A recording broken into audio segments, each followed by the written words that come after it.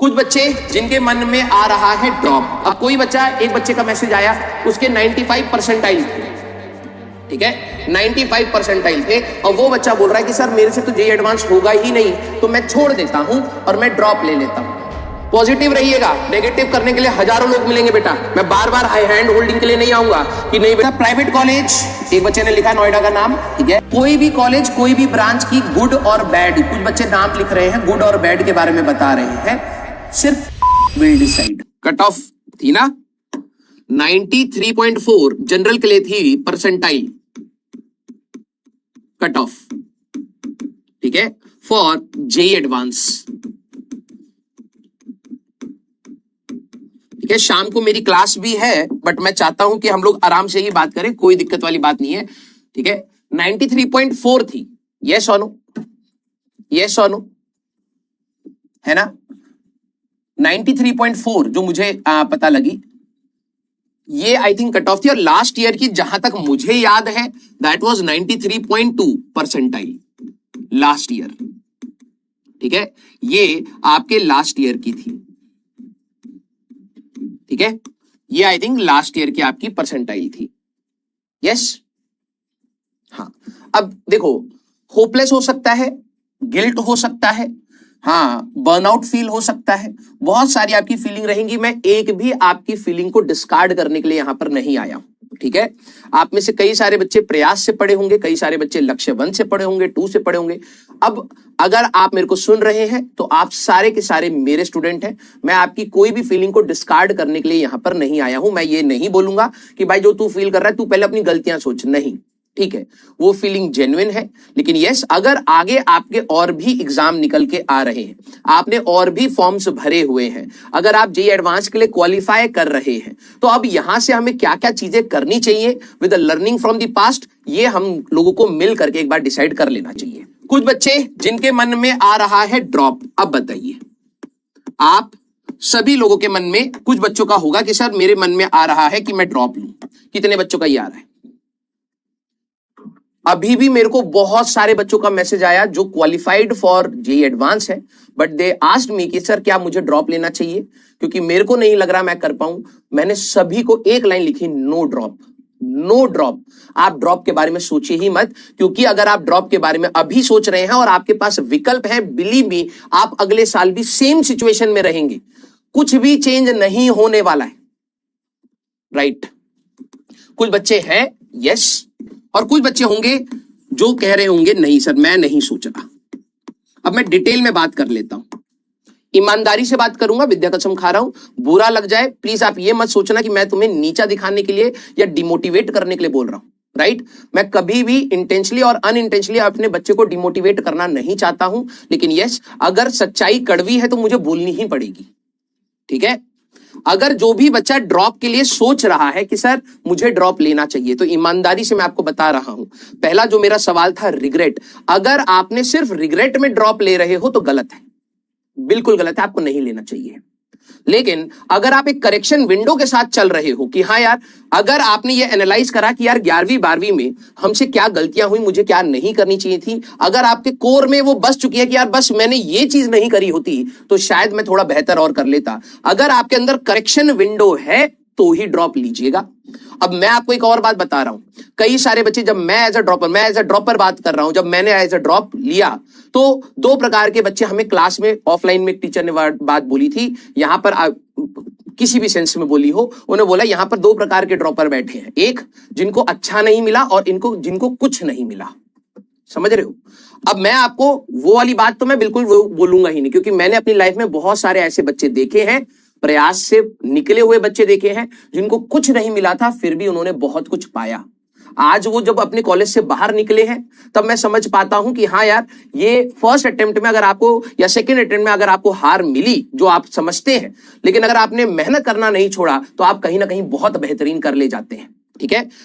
जो बच्चे ड्रॉप सोच रहे हैं, अगर आपके दिमाग में करेक्शन विंडो है कि सर मेरी ये कमियां रही और इस बार मैं वो कमियां नहीं आने दूंगा, आपको कॉलेज मिल रहा हो या नहीं मिल रहा हो, मेरे वर्ड्स को बहुत ध्यान सुनना। हो सकता है कुछ बच्चे ऐसी परसेंटाइल पर ड्रॉप का सोचे जहां पर आपको ये लगे कि यार मेरे को ना ही कोई अच्छा कॉलेज मिल रहा है, ठीक है, और ना ही मैं मेहनत करा हूं, तब आपको थोड़ा सा एक बार विचार लेना पड़ेगा, भैया मेहनत तो इस बार लगेगी, यस और कुछ बच्चे ऐसे होते हैं कि यार कि मेरे को ये कॉलेज मिल रहा है लेकिन मुझे अभी चाहिए नहीं, मतलब ऑप्शन था लेकिन वो आपके लिए बेहतर नहीं था।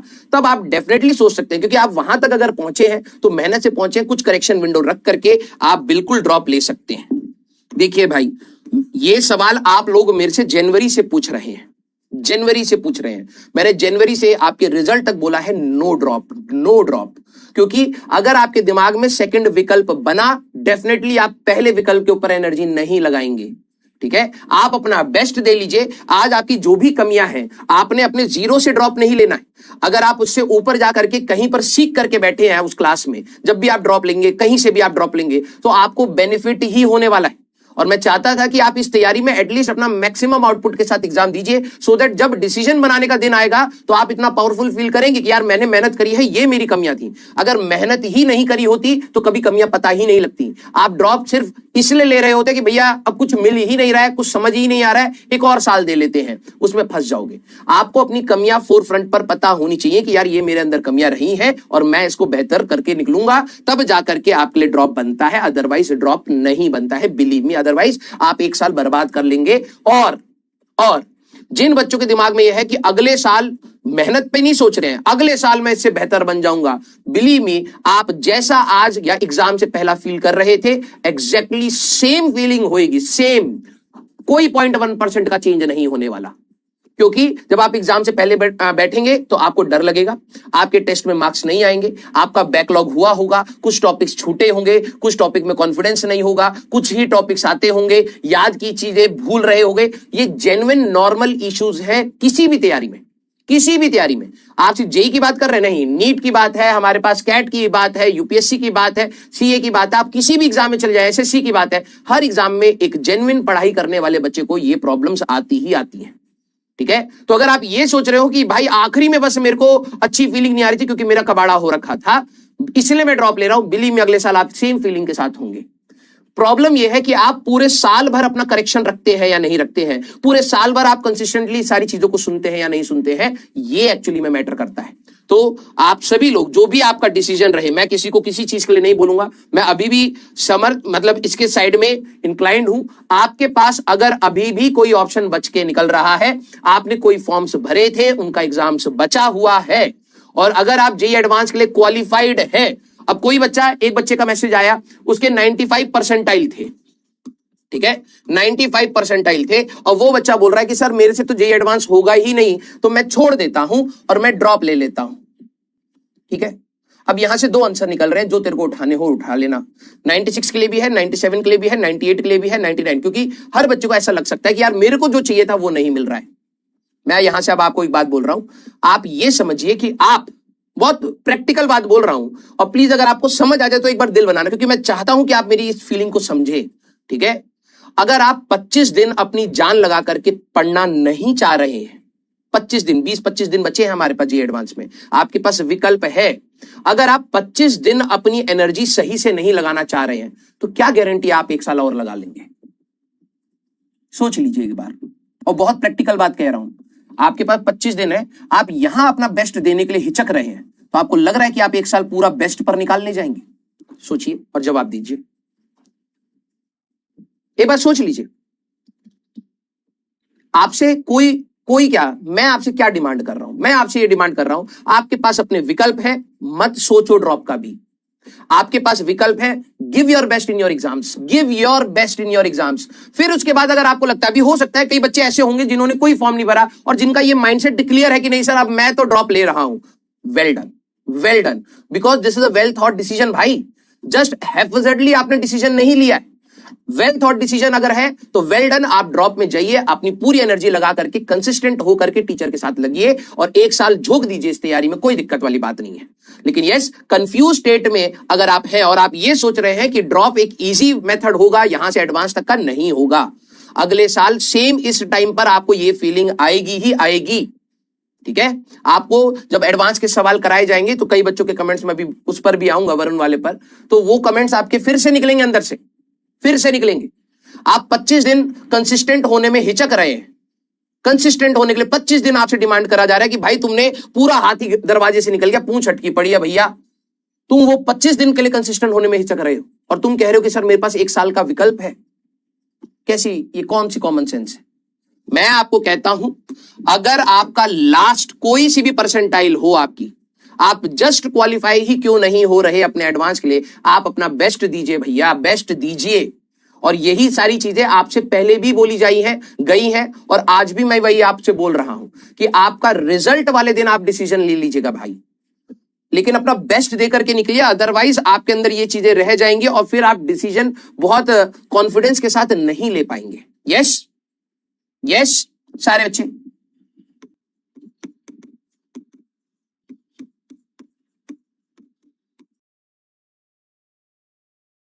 पॉजिटिव रहिएगा, नेगेटिव करने के लिए हजारों लोग मिलेंगे बेटा। मैं बार बार हैंड होल्डिंग के लिए नहीं आऊंगा कि नहीं बेटा तू नेगेटिव मत, भूल जाए उसने जो भी बोला, अरे वो तेरे को नीचे, मैं नहीं बोलूंगा। You have to be responsible for your career, right?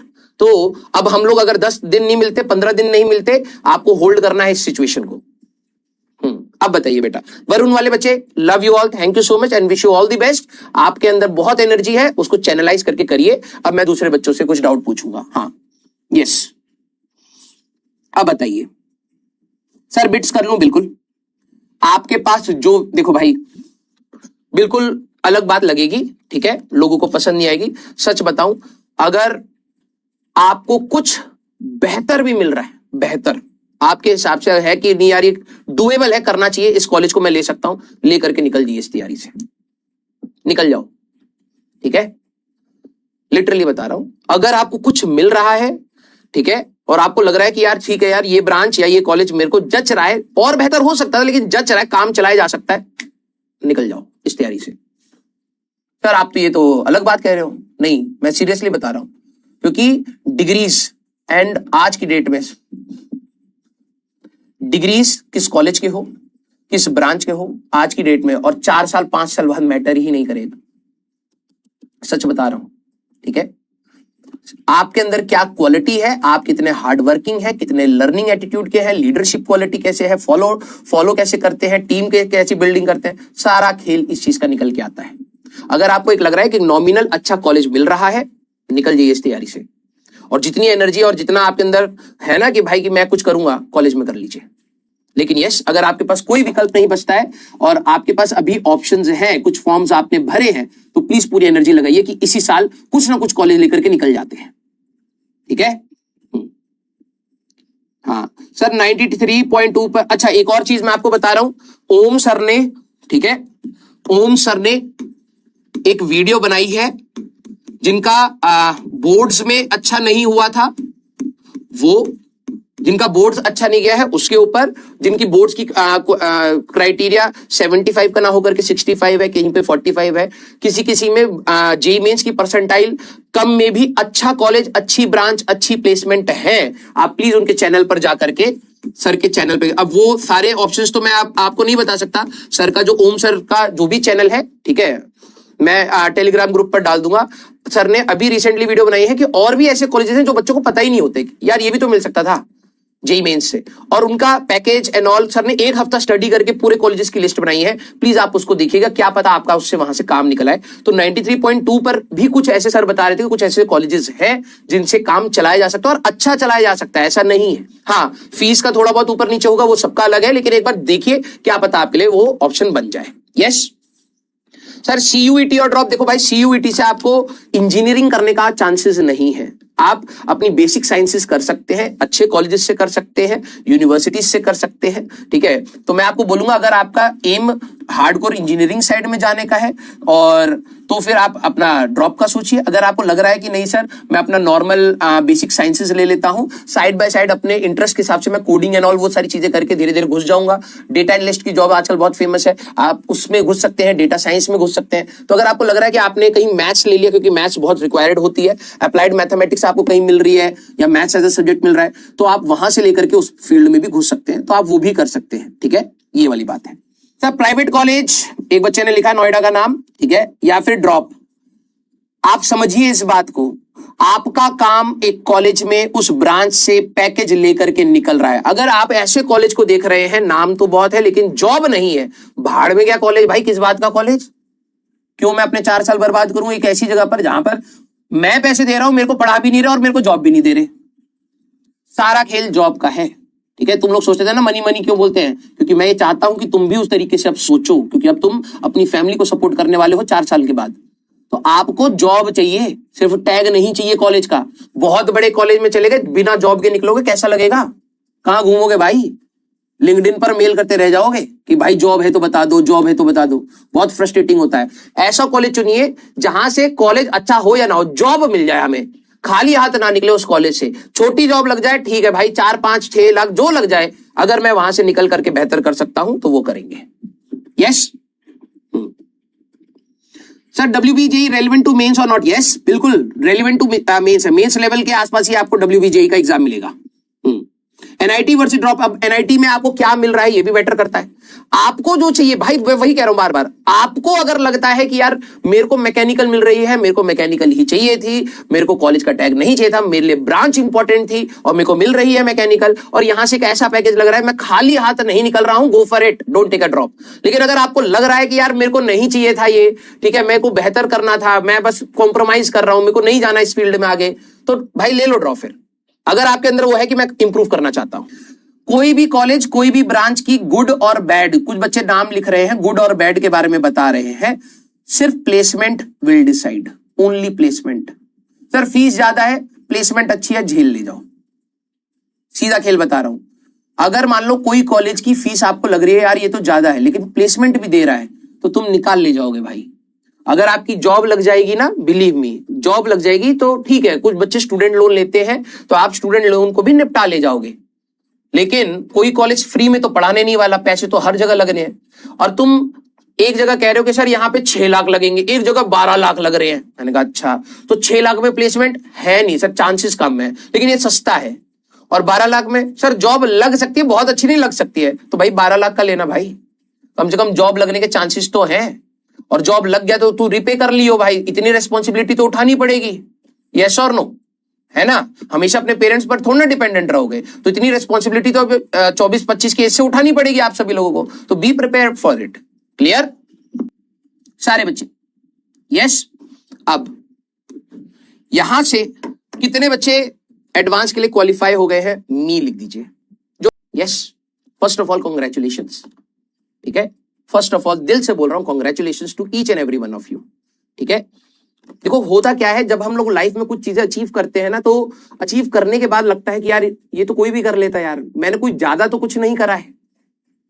Believe me, हो सकता है बाहर से मेरे दोस्त या कई लोग ऐसा सोचे कि यार राजवंत आज इस पोजीशन पे है, उसने बहुत मेहनत करी होगी, लेकिन मैं अगर आज अपने अंदर झांक करके देखूं तो मेरे को ऐसा लगता है यार पता नहीं कैसे हुई है ये चीजें, मैंने बस कुछ करता चला गया, इंटेंशन प्योर रखी, बच्चों के लिए ईमानदार रहा, मैंने कर लिया, जो भी मेरे को नहीं समझ आया मैं करता चला गया। मुझे नहीं पता कि कितने एफर्ट्स लगे, कितना क्या हुआ, लेकिन हाँ जहां पर भी हूं अगर लोग मेरे को अप्रिशिएट कर रहे हैं, कुछ ना कुछ तो किया होगा।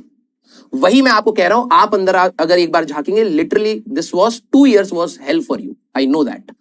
बहुत ज्यादा इमोशनल टर्मोइल होता है, कई बार मार्क्स नहीं आते, कई बार DPP छूट जाती है, कई बार मॉड्यूल छूट जाता है, टेस्ट देने का मन नहीं करता, बार बार आप वही स्कोर के अराउंड अटके पड़े हैं, ग्रो नहीं होता हुआ दिख रहा, तो this no doubt is tough. तो फर्स्ट ऑफ ऑल आप लोग अपने आप को थोड़ा सा शाबाशी दे सकते हैं कि ठीक है, एक पड़ाव तो हम लोगों ने निकाला। 11वीं 12वीं में आपको पता था कि आप एडवांस क्वालिफाई कर जाएंगे, नहीं ना, एडवांस के लिए क्वालिफाई करेंगे नहीं, लेकिन यस एक किसी तरीके से रोते पीटते घिसटते ही बोलो हम लोग यहां तक आए हैं।